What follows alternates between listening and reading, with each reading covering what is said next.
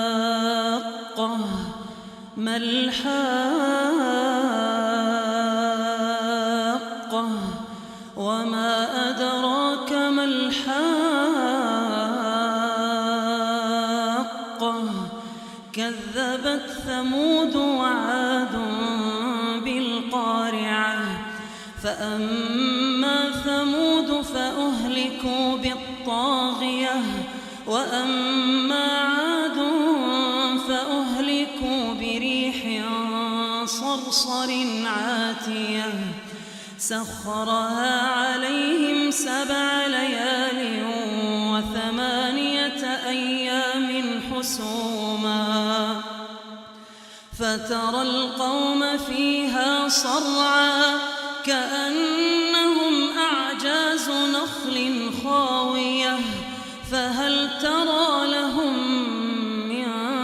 باقية وجاء فرعون ومن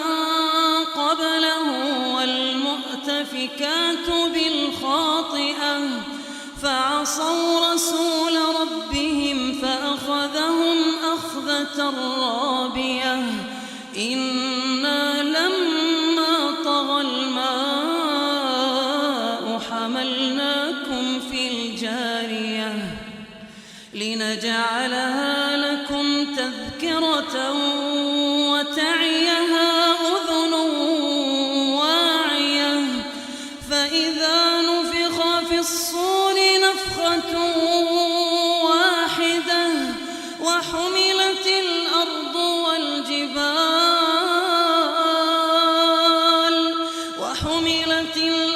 والجبال فدكتا دكة واحدة فيومئذ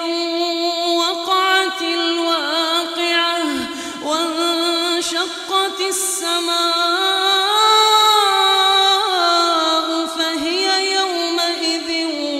واهية والملك على أرجائها ويحمل عرش ربك فوقهم يومئذ 8 يومئذ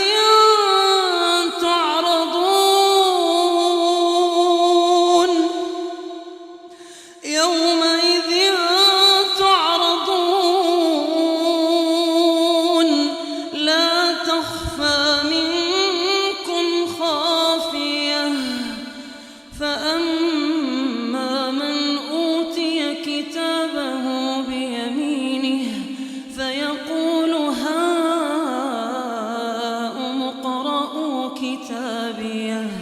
إني ظننت أني ملاق حسابيه فهو في عيشة راضية في جنة عالية قطوفها دانية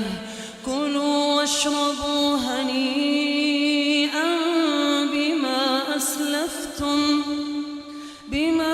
أسلفتم في الأيام الخالية وأما من أوتي كتابه بشماله فيقول يا ليتني لم أوت كتابيه ولم أدر ما حسابيه يا ليتها كانت القاضية ما أغنى عني ماليه هلك عني سلطانيه خذوه فغلوه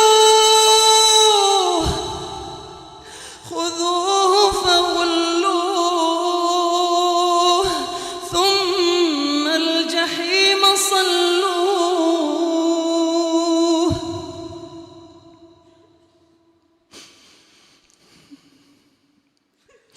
وأما من أوتي كتابه بشماله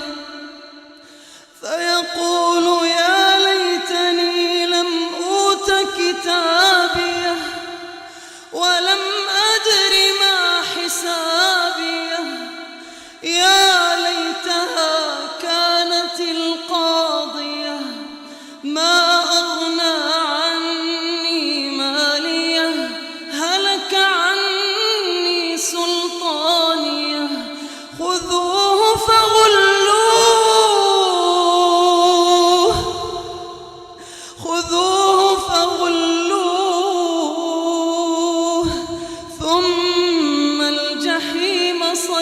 فصلوه ثم في سلسلة ذرعها 70 ذراعا فاسلكوه إنه كان لا يؤمن بالله العظيم ولا يحض على طعام المسكين فليس له اليوم هاهنا حميم فليس له اليوم هاهنا حميم ولا طعام إلا من غسلين لا يأكله إلا الخاطئون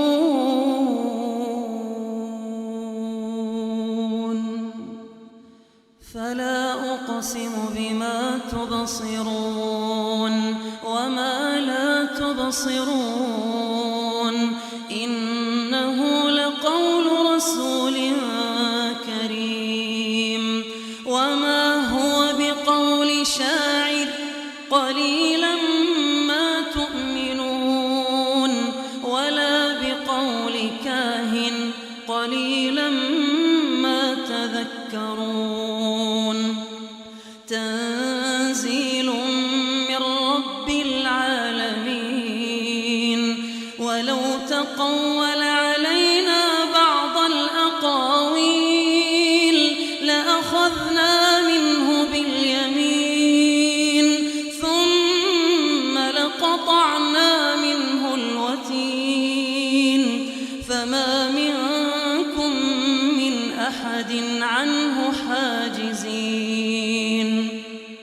وإنه لتذكرة للمتقين وإنا لنعلم أن منكم مكذبين وإنه لحسرة على الكافرين وإنه لحق اليقين فسبح باسم ربك العظيم سأل سائل بعذاب واقع للكافرين ليس له دافع من الله ذي المعارج تعرج الملائكة والروح إليه في يوم كان مقداره 50,000 سنة فاصبر صبرا جميلا إنهم يرونه بعيدا ونراه قريبا يوم تكون السماء كالمهل وتكون الجبال كالعهن ولا يسأل حميم حميما يبصرونهم يود المجرم لو يفتدي من عذاب يومئذ ببنيه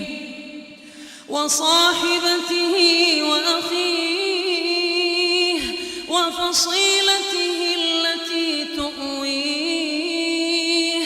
ومن في الأرض جميعا ثم ينجيه كلا إنها لظى نزاعة للشوى تدعو من أدبر وتولى وجمع فأوعاه إن الإنسان خلق هلوعا إذا مسه الشر جزوعا وإذا مسه الخير منوعا إلا المصلين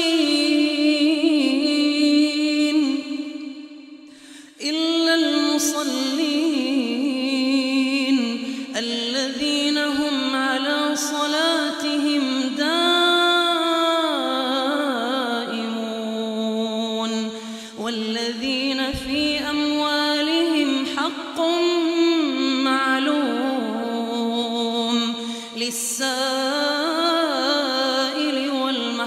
النجوم والذين يصدقون بيوم الدين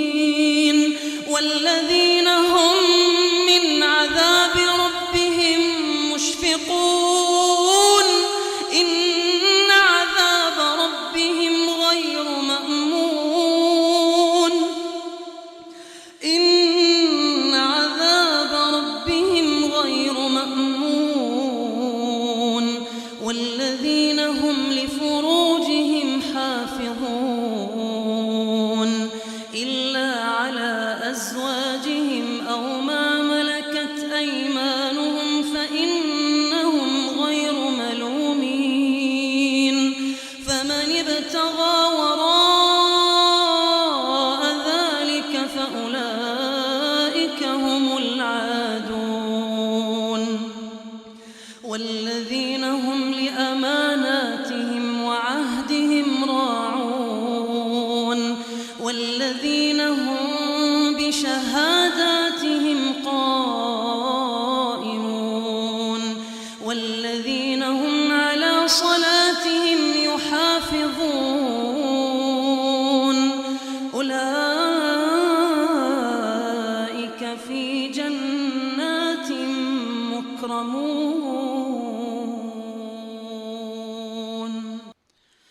فما للذين كفروا قبلك مهطعين عن اليمين وعن الشمال عزين أيطمع كل امرئ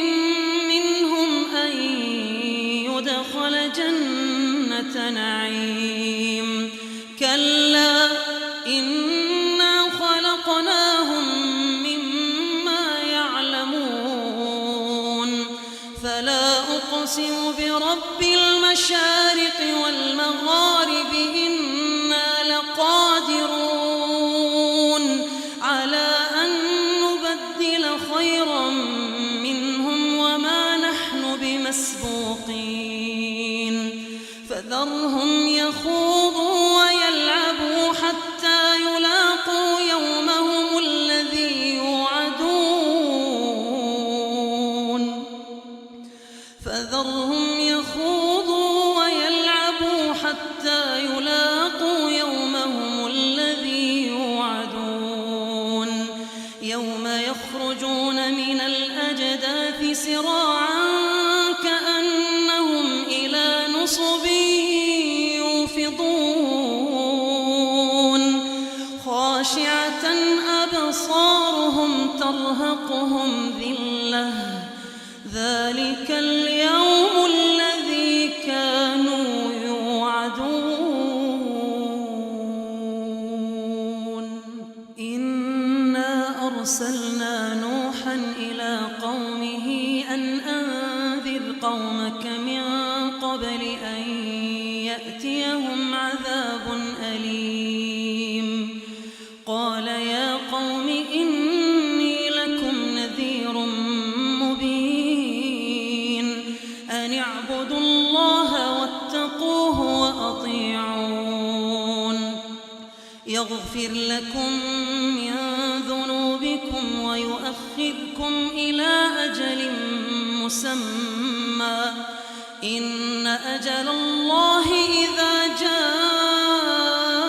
لا يؤخر لو كنتم تعلمون قال رب إني دعوت قومي ليلا ونهارا فلم يزدهم دعائي إلا فرارا وإني كلما دعوتهم لتغفر لهم جعلوا أصابعهم في آذانهم واستغشوا ثيابهم وأصروا واستكبروا استكبارا ثم إني دعوتهم جهارا ثم إني أعلنت لهم وأسررت لهم إسرارا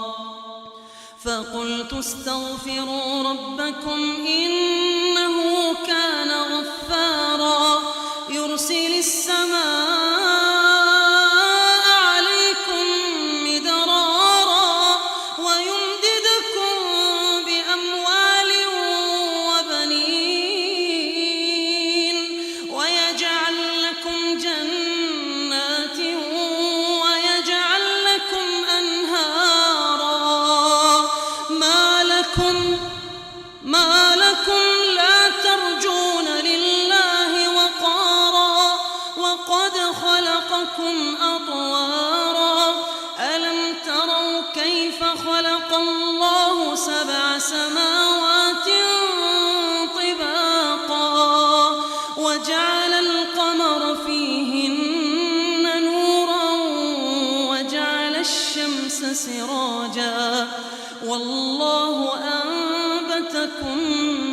من الأرض نباتا ثم يعيدكم فيها ويخرجكم إخراجا والله جعل لكم الأرض بساطا لتسلكوا منها سبلا فجاجا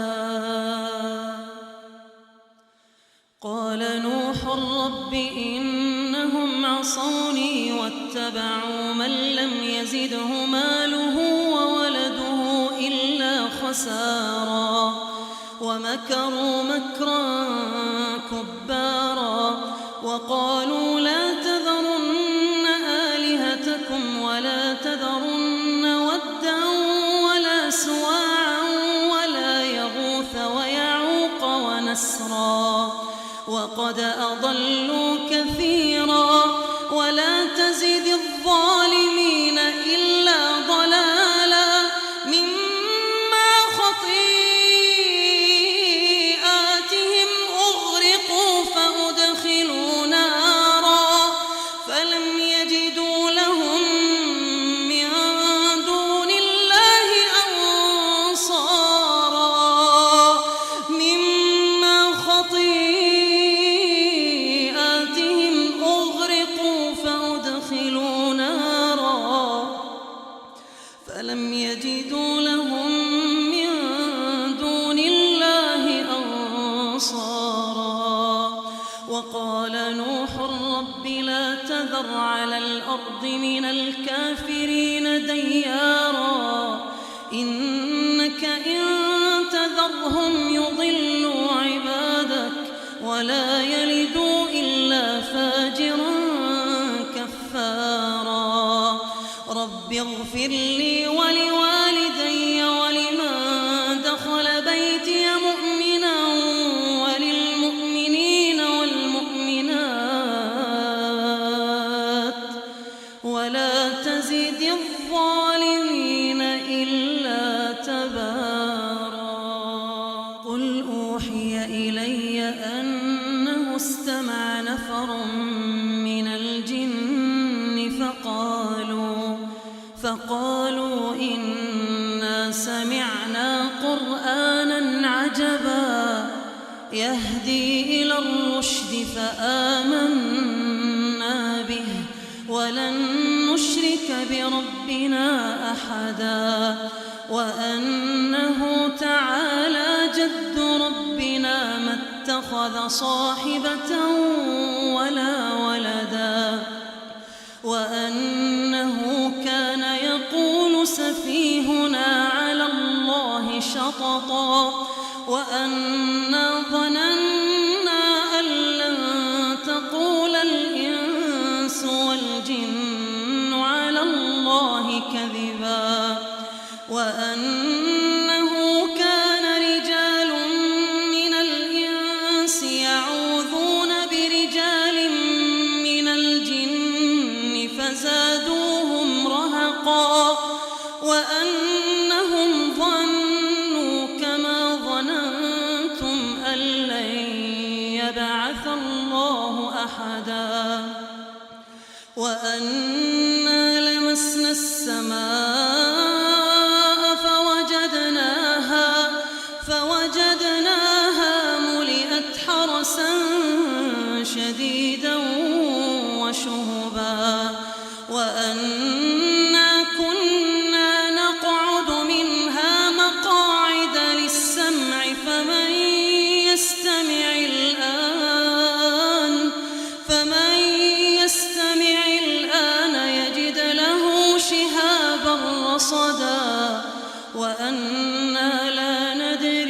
أشر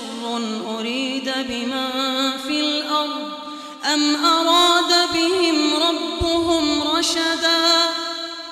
وأنا منا الصالحون ومنا دون ذلك كنا طرائق قددا وأنا ظننا أن لن نعجز الله في الأرض ولن نعجزه هربا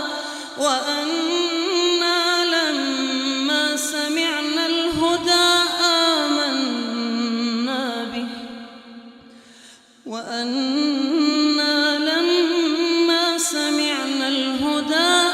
آمنا به فمن يؤمن بربه فلا يخاف بخسا ولا رهقا وأنا منا المسلمون ومنا القاسطون فمن أسلم فأولئك تحروا رشدا وأما القاسطون فكانوا لجهنم حطبا وأن لو استقاموا على الطريقة لأسقيناهم ماء غدقا لنفتنهم فيه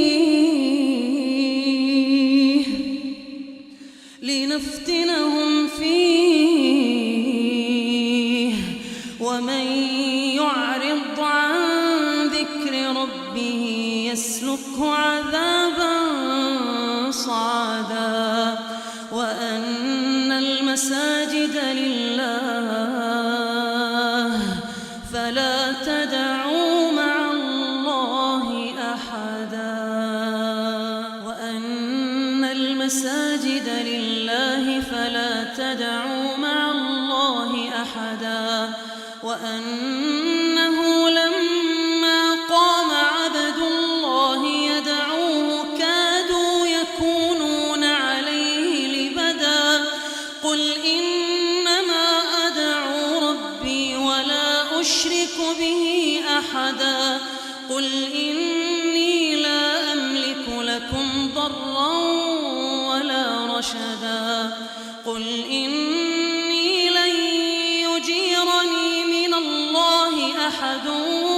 ولن أجد من دونه ملتحدا إلا بلاغا من الله ورسالاته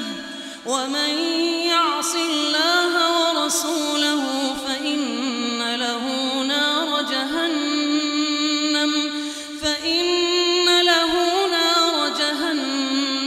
خالدين فيها أبدا حتى إذا رأوا ما يوعدون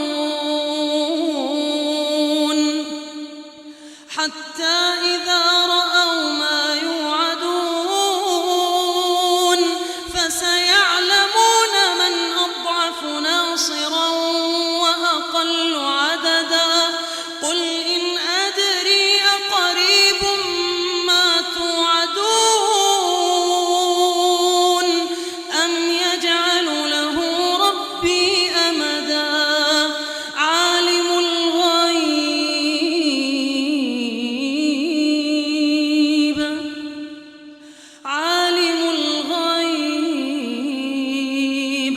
فلا يظهر على غيبه أحدا إلا من ارتضى من رسول فإنه يسلك من بين يديه ومن خلفه رصدا ليعلم أن قد أبلغوا رسالات ربهم وأحاط بما